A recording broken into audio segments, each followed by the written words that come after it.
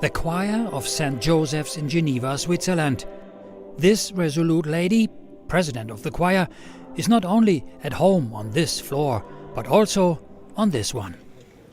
The United Nations in Geneva. For 13 years now, she is the representative of the Sovereign Military Order of Malta to the United Nations here in Geneva.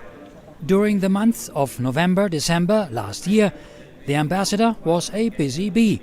We selected 3 of her important statements related to refugees and migrants and reviewed and discussed them with her.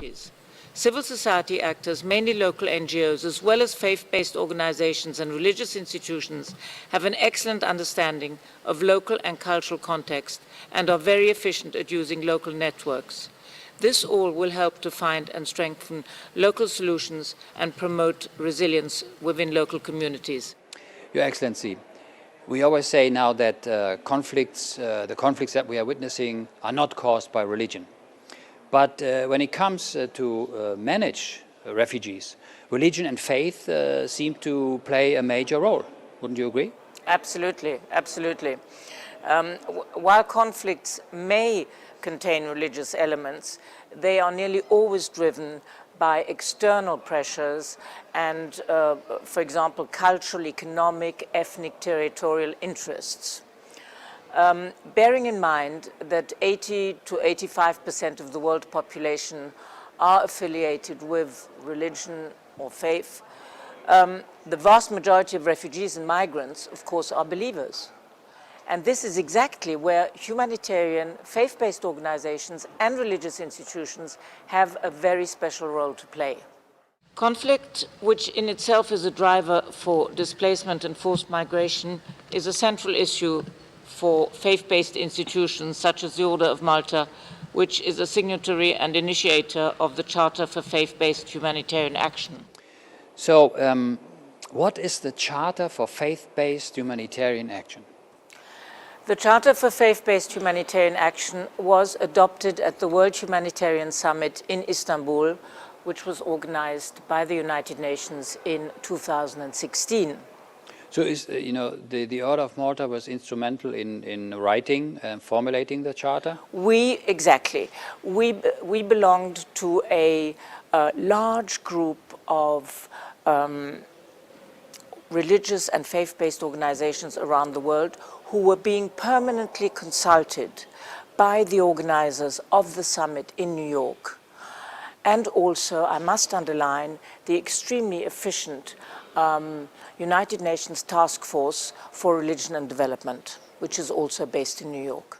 And when it says charter, is this something that will be adopted, or is this? It has been adopted in Istanbul and is now a reference document for humanitarian action.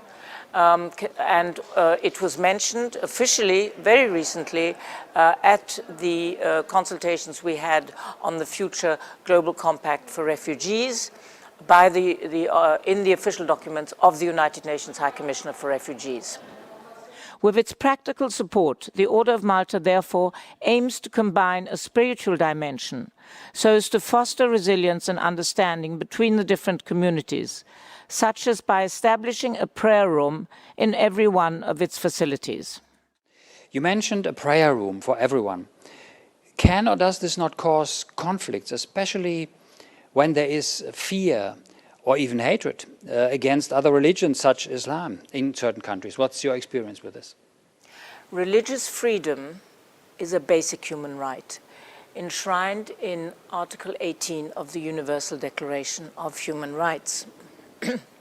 In order to avoid conflict, faith conflict, as you mentioned, in the context of mass movements of people, it is extremely important to set up interfaith cooperation and to promote religious and faith literacy at all levels of society.